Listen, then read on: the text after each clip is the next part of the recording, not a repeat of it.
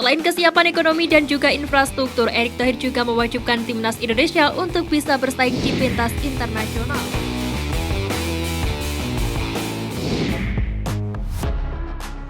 Erick Thohir sebut Indonesia akan calonkan jadi tuan rumah Piala Dunia. Indonesia memiliki kemampuan untuk maju dalam pencalonan tuan rumah Piala Dunia. Hal tersebut dikatakan oleh Menteri Badan Usaha Milik Negara Erick Thohir. Sebelumnya, Presiden Jokowi juga menyatakan kesiapan Indonesia untuk mengikuti bidding tuan rumah Olimpiade 2036 yang dapat digelar di Ibu Kota Nusantara. Pada tahun depan, Indonesia lebih dulu mendapatkan kesempatan untuk menjadi tuan rumah Piala Dunia level usia alias Piala Dunia U20 2023 pada Mei hingga Juni 2023. Kesiapan ada untuk menjadi tuan rumah Piala Dunia. Dana juga ada, bukan pemborosan, tapi dananya memang ada, ujar Erick Thohir. Erick Thohir menjelaskan bahwa ekonomi Indonesia akan masuk 4 besar dunia pada 2045 dan memungkinkan untuk bertarung sebagai tuan rumah Piala Dunia sekitar 2040. Artinya Indonesia bisa saja mencalonkan sebagai penyelenggara Piala Dunia untuk edisi 2046, 2050, dan seterusnya. Selain kesiapan ekonomi dan juga infrastruktur, Erick Thohir juga mewajibkan timnas Indonesia untuk bisa bersaing di pentas internasional sebelum melaju sebagai tuan rumah Piala Dunia.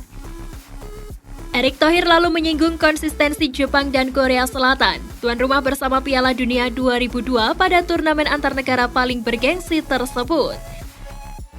Menarik untuk dinanti, niatan ini seharusnya patut untuk diapresiasi karena misi Indonesia untuk dapat menggelar event sepak bola terbesar di dunia itu dapat menjadi motivasi Indonesia untuk berbenah dan lebih baik lagi dalam memajukan pesepak bolaan Indonesia.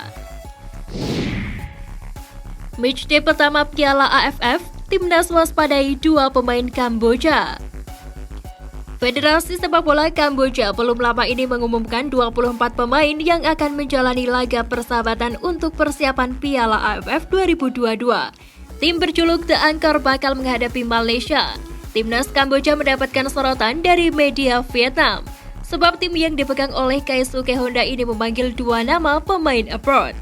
Mereka adalah Bori Kok dan Nick Taylor. Nick Taylor sendiri sebelumnya sempat dipanggil dalam laga persahabatan melawan Bangladesh.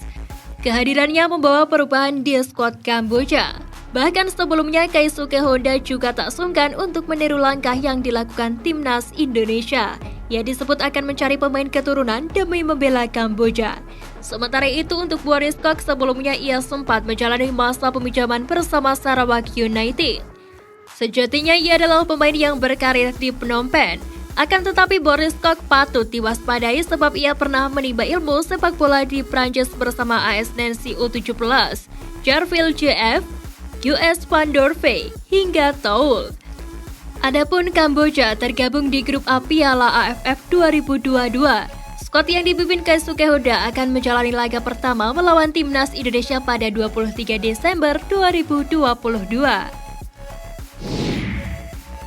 Alasan kuat timnas Indonesia bisa kalahkan Thailand di Piala AFF 2022. Timnas Thailand merupakan musuh bebuyutan Indonesia dalam pertemuan pertandingan sepak bola. Tak jarang skuad Garuda takluk di saat bertemu dengan Thailand. Kendati begitu, menjelang Piala AFF 2022, Indonesia memiliki kans untuk menang ketika bersua dengan tim Gajah Perang.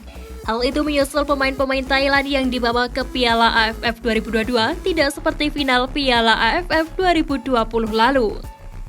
Banyaknya pemain muda yang baru dipanggil ke skuad Gajah Perang menjadi satu dari alasan yang bisa dimanfaatkan timnas Indonesia mencuri kemenangan. Meskipun begitu, Madam Pang optimistis skuad Gajah Perang bisa bermain lebih baik untuk memberikan kontribusi terbaik di Piala AFF 2022.